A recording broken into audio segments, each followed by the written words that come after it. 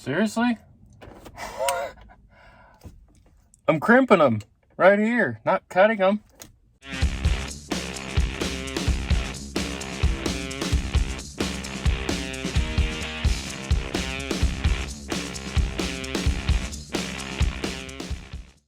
What's up, everyone? As you saw from the thumbnail, we are installing a stereo double din screen, whatever you want to call it, in the Silverado today.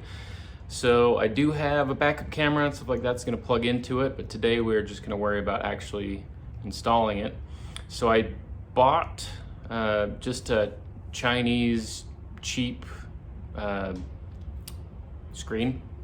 I can't really call it a DVD because there's no actual DVD player in it, but it does run on Android, so it's got a whole bunch of options for downloading apps and things on there. So I can watch movies, I can watch YouTube, I can download apps like Torque Pro or I can't remember the name of the one that I actually have. Dash Command. So I've got Dash Command on my phone and tablets and everything, so I can actually download Dash Command onto the Android as well, and so I can run all the performance tests and stuff actually on the Dash Command, which will be really cool to have that option on there. So we'll get to wiring.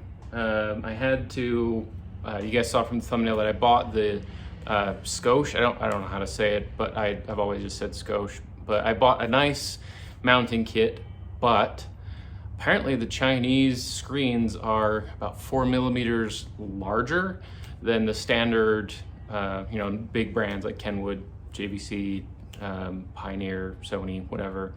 All the big brands, they're all slightly smaller, which is strange, but I actually had to trim out the mounting kit, trim out the ring, trim ring, to actually get it to fit over properly. So I did all of that already off screen to get it sitting nicely. So I've got that, so it's actually sitting in there properly.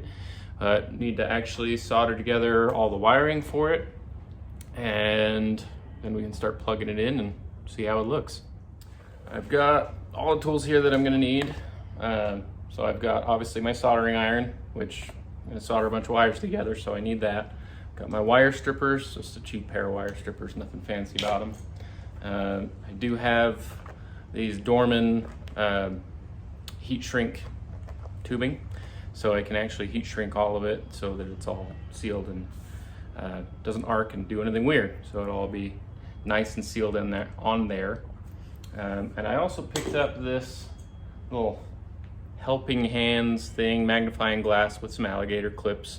So it'll make it a lot easier for soldering because this will actually hold it for me while I solder. So I don't need to have extra hands that I don't have. So, especially with, this hand doesn't really work all that well anyway. So having this will be really helpful. Another thing to keep in mind, if you guys do buy just one of these cheap eBay, Amazon, whatever, Chinese screens, that the wire colors are different between Chinese stuff and the US stuff. So it comes with a diagram that shows you what all of the colors correlate to, so it'll actually be really helpful for wiring them together with the standard colors. Get going on that, see how it goes.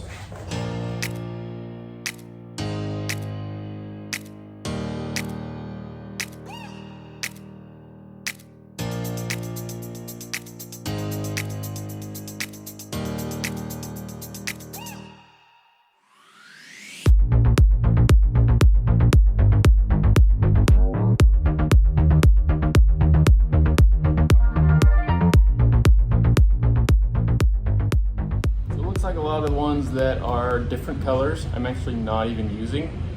So I just capped all those off. There is one that I will be using, but not right now. So the powered antenna or remote wire, the blue one, I'm not using that one right now. So I've capped it off. It will get used in the future, but not right now. But as far as all these speaker wires,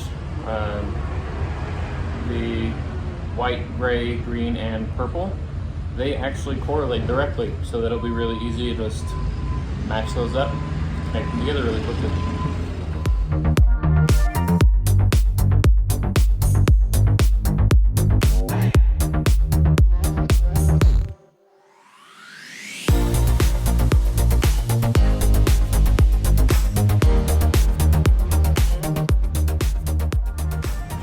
That's the wire harness complete. Got those all wired together and heat shrinked, so they're good and sealed. So now we gotta go pull the dash apart so that we can start plugging stuff in. So I've got you guys in the truck with me, obviously. You can see it just has the factory, actually tape deck, which is funny, and CD player, which I need to pull off this surround and see what's going on behind there.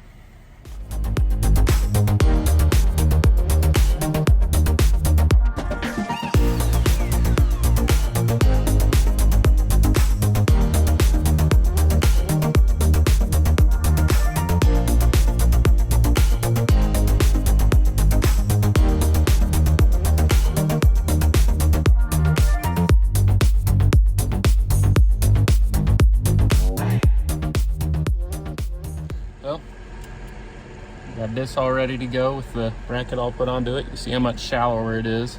That's why I don't have the DVD, because I don't have any of that part of it. That's okay, because I don't need the DVD.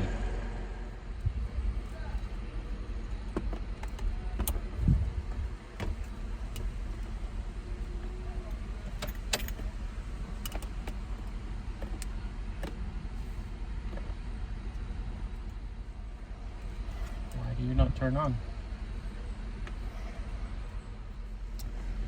Well, it should have been straightforward. It didn't turn on. So I'm gonna go grab my test light, see if I've got power here. I should have, because I had power before when that was working. So let's look into it.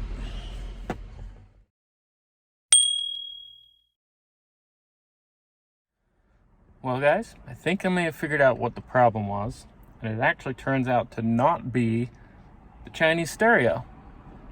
Figure that out. So the Scosche connector, I actually had to look up a Silverado wiring diagram to figure this out, because the wiring here didn't look like it matched the wiring on here. So that's why I decided to start looking into it. But this wire, the ignition, the accessory wire for power, was in B2, but needs to be in A1 according to the diagram. So I pulled that pin out, we're gonna slide it back in, and hopefully that fixes our problem. Having the wires in the right place. Got my fingers crossed here. Everything else appears to be in the correct location. It just was that one that wasn't right. Hopefully this has fixed it.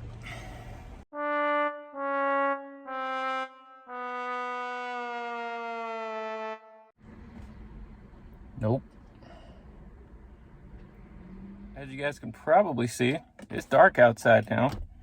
I finally figured out what's going on with it though. So for some reason, which doesn't make any sense because the wire from the factory harness will turn on and run that factory head unit. But for some reason, there's no power there and it won't actually run anything for the aftermarket one. I don't understand why. It's super weird, but whatever.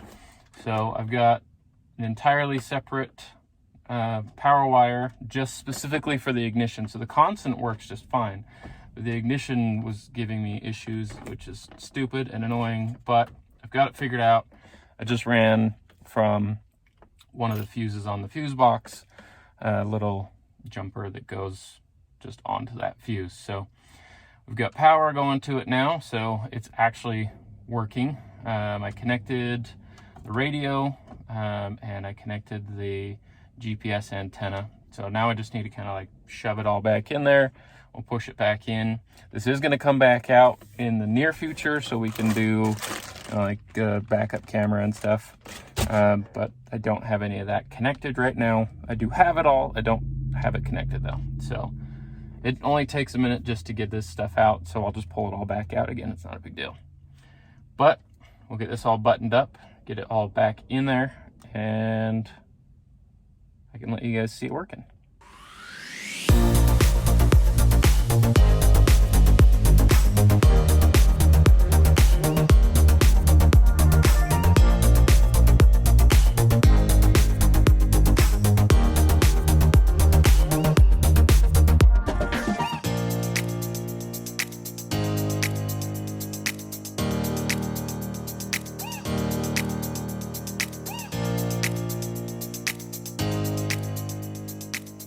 Stereo install's all done.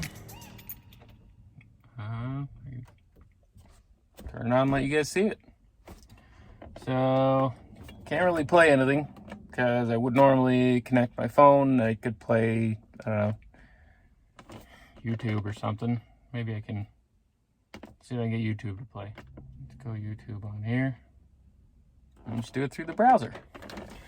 So, one of the cool things about it being Android is it has Wi-Fi. I can connect it to my hotspot with my phone. I can do a whole bunch of stuff, which is actually really cool. The one thing I don't really like about it is this keyboard. So, yeah, as you can see, it's not great.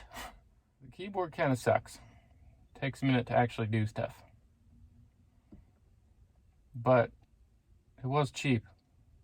So there is the Reckless Lifestyle YouTube channel, which you guys are watching right now.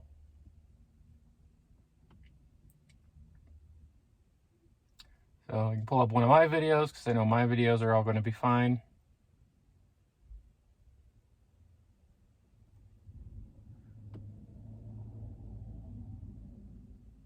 Okay, where's our volume? There we go.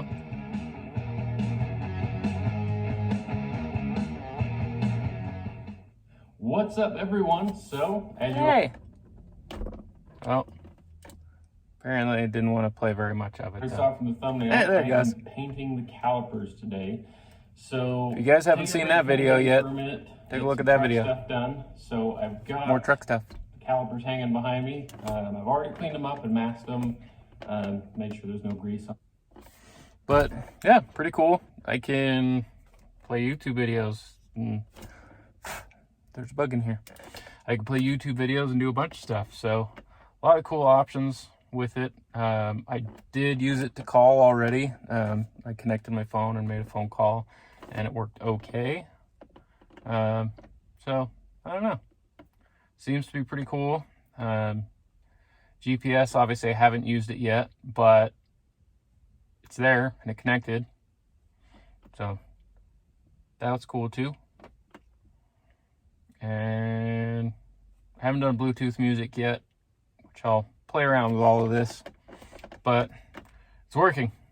So if you guys are doing, you're installing the Silverado and you're having some troubles actually getting power to it, it's probably that wire, which is really obnoxious. But I got it working, got it figured out. It took a while, but I got it going.